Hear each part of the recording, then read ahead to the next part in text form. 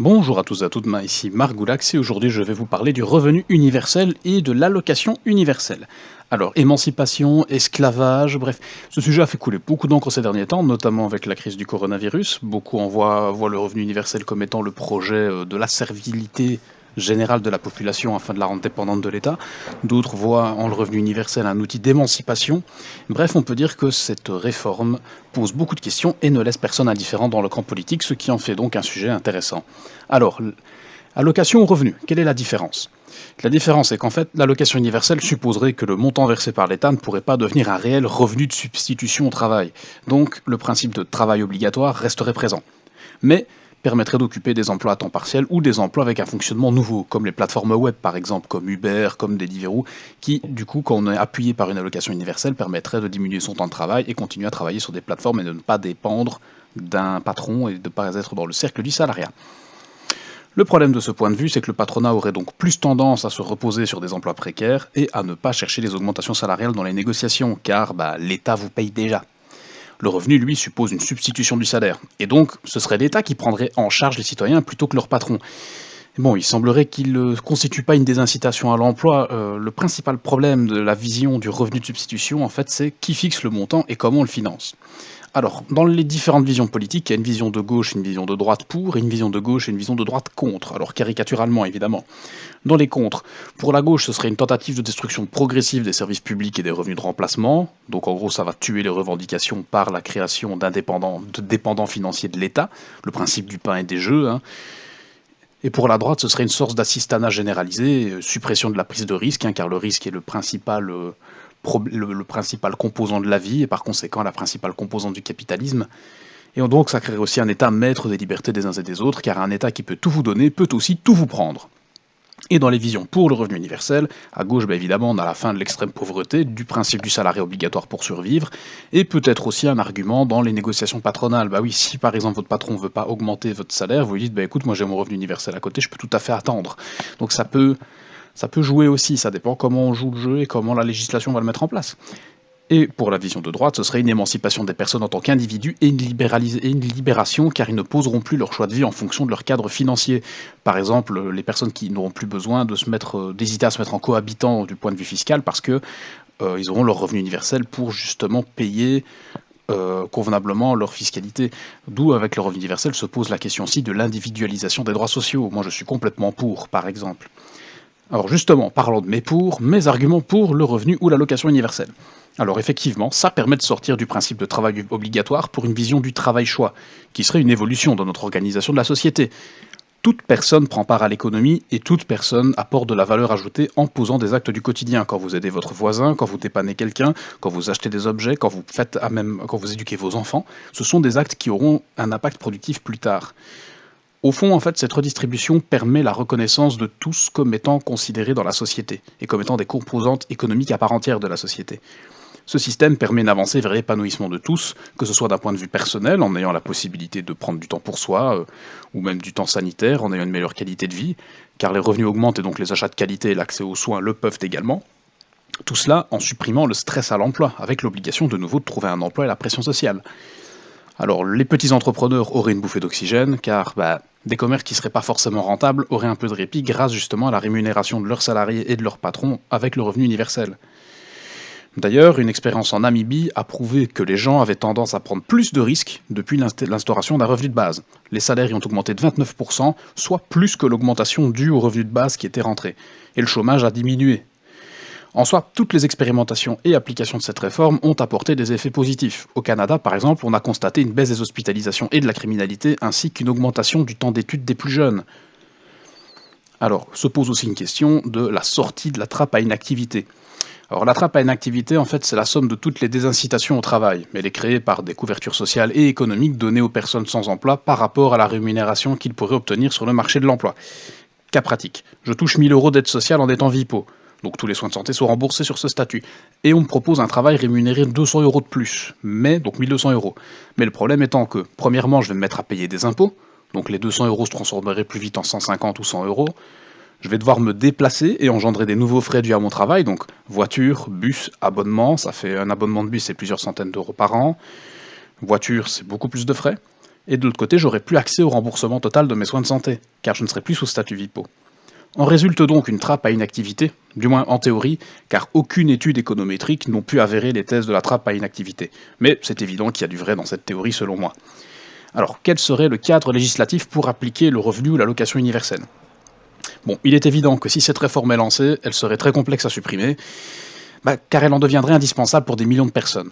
Alors comment pouvons-nous protéger ce revenu de toute réaction politique néolibérale basique qui voudrait le supprimer ou l'amender tellement fort qu'il ne servirait plus à rien? Le plus efficace serait de passer par une réforme de la Constitution en intégrant le revenu ou l'allocation universelle dans le cadre du droit à une vie conforme à la dignité humaine consacré à l'article 23 de la Constitution belge, avec évidemment comme seule possibilité de le réformer ou de le supprimer, le référendum d'initiative populaire, exécutive ou parlementaire. Car on parle quand même d'une réforme sur laquelle la vie entière de beaucoup de gens va se reposer. Donc on ne doit pas pouvoir l'amender ou la supprimer trop facilement. Alors, refondre tous ces textes, ça demanderait en fait une majorité des 2/3 pour les obtenir. Ça paraît peu probable, mais pas irréaliste en soi, vu le niveau de rentrée de cette réforme dans les esprits. Alors, le financement de cette réforme, par contre, c'est un casse-tête. Bon, le financement demanderait une refonte complète de nos institutions. Dans tous les modèles proposés par chez nous, chacun y va de sa suppression et réaffectation des ressources. Une chose est sûre, c'est que si nous voulons un revenu, et pas une allocation universelle, il faudra prélever plus dans l'économie. La Belgique est déjà dans les pays exerçant le plus de prélèvements sur l'économie dans les pays de l'OCDE, donc où est-ce qu'on va situer l'effort? Essentiellement sur les classes moyennes en fait qu'il se situe, à cause du phénomène des 4 tranches d'impôts. Enfin 4, 5 ou 6 tranches d'impôts. La progressivité de l'impôt en Belgique est beaucoup trop faible, donc une refonte de l'impôt en une dizaine, voire une quinzaine de tranches, jusqu'à minimum 55% serait la bienvenue, pour justement lisser l'effort fiscal et avoir de quoi financer ce genre de projet. Sans ignorer que notre pays perd plus de 30 milliards d'euros d'évasion fiscale par an, grâce aux traités européens et à la concurrence déloyale. N'oublions pas non plus que dans notre pays, une série d'avantages et d'allocations pourront être supprimés quand le revenu sera adopté. Donc, voici mes différents paliers. Alors là, à partir de 18 ans, donc 600 euros par mois, ça représenterait 66 milliards d'euros par an de coûts. 800 euros par mois, ça représenterait 88,2 milliards d'euros. 1000 euros par mois, 110 milliards d'euros.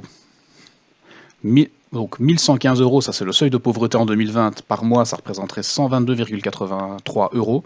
1500 euros, ça représenterait 165,24 milliards d'euros. Donc, et à partir de 25 ans, alors pourquoi est-ce que je propose un palier à partir de 25 ans? Parce que 25 ans, c'est l'âge à partir duquel vous terminez vos études. C'est généralement l'âge à partir duquel aussi on commence à être beaucoup plus indépendant et qu'on quitte le cocon familial, généralement. 25 ans, c'était aussi l'âge de l'ancienne majorité légale sous Henri III, par exemple. Donc 25 ans est un âge aussi où les changements psychologiques et les changements intellectuels sont en train de se terminer dans votre esprit. Donc vous devenez plus adulte. Donc par conséquent, pour moi, ça me semblerait même logique de donner le revenu universel à partir de 25 ans. Donc du coup, si on applique ma réforme, à partir de 500 euros par mois, ça ferait un peu moins de 50 milliards d'euros. 600 euros par mois, 59,61 milliards d'euros. 800 euros par mois, 79,48 milliards d'euros. 1000 euros par mois, 99,35 milliards d'euros. 1115 euros par mois, 110,77 milliards d'euros. 1500 euros par mois, 149,02 milliards d'euros.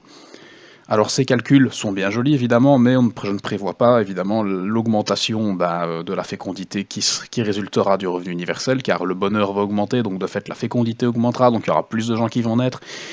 Donc on verra bien en fonction des retombées économiques aussi comment ça se passera. À mon avis, c'est un modèle qui arrivera largement à s'autofinancer de par ses retombées économiques, mais il est vrai que je n'ai pas réussi à faire les calculs nécessaires, car malheureusement je n'ai pas un bureau d'études à mes services, pourtant ce serait bien sympathique. Alors le financement pur de mon modèle, entre guillemets. Dans mon modèle, je garde les retraites telles qu'elles sont aujourd'hui, je les passe même à 1500 euros par mois, indépendant compris. Donc on a la fin des intérêts notionnels, donc ça représente plus 2,4 à 4,2 milliards d'euros. La lutte contre l'évasion fiscale, j'ai gardé 3 chiffres, donc plus 5, plus 10 ou plus 15 milliards en fonction de ce qu'on obtient. La diminution des fonctionnaires, de par la suppression des services d'allocation, etc. Je l'ai chiffré avec 3 chiffres de nouveau, 10, 20 et 25 milliards. La fin des subsides aux entreprises, plus 13,7 milliards, ça on est sûr de toute façon que ce sera supprimé. Fin des allocations familiales, pareil, plus 6,4 milliards. Fin des revenus de remplacement hors retraite, donc ça fait 32,7 milliards qui rentrent dans les caisses. Et la fin des allocations handicap, ça fait plus 8,9 milliards d'euros. Alors dans les résultats, mon estimation basse, je suis à 79,1 milliards d'euros, et dans mon estimation haute, je suis à 105,9 milliards d'euros. Ajoutons à cela l'idée de réforme fiscale plus progressive que j'ai proposée, que je n'ai pas pu comptabiliser malheureusement, l'argent pourrait être là. En l'instant T, il est même possible de financer un revenu universel plutôt qu'une allocation. Et du coup, quels en seraient les effets? Comme je disais, au niveau économie, une relance de la consommation, une diminution de la pauvreté et une augmentation globale des revenus si on s'arrête juste sur les études qui l'ont prouvé.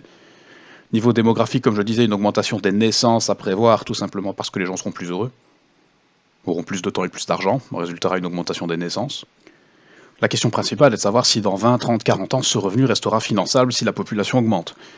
Au niveau éducatif, une augmentation du niveau d'éducation est plausible car les jeunes auraient plus d'argent pour se consacrer à leurs études et les payer, surtout si on choisit le modèle qu'on finance à partir de 18 ans. Et puis quand bien même on ne choisirait pas le modèle à partir de 18 ans, c'est vrai que ça augmenterait aussi les revenus des parents, donc par conséquent, du coup, ce qu'ils donnera à leurs enfants pour financer leurs études. Du point de vue législatif, dans les propositions de revenus de base, on pose aussi le problème de l'individualisation des droits sociaux, ce qui est une très bonne chose. Par exemple, ce n'est pas parce que nous sommes en ménage que nous ne sommes pas dans les mêmes besoins qu'avant, bien au contraire parfois, comme ce que j'expliquais avec le statut cohabitant. Donc il faut, s'il y a revenu universel et même s'il y a allocation universelle, il faut individualiser les droits sociaux, voire les automatiser pour éviter tout problème. Alors, ma proposition entre guillemets.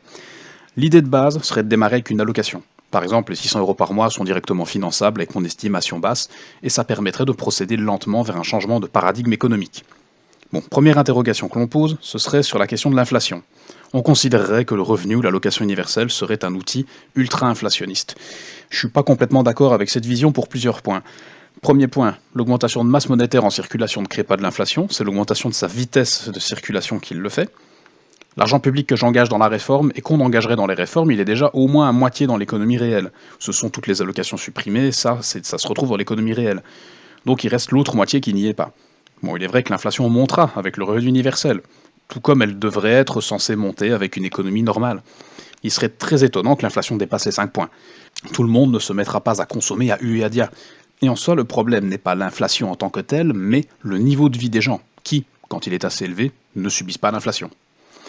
N'oublions pas non plus que pour contrôler l'inflation, il existe des leviers économiques.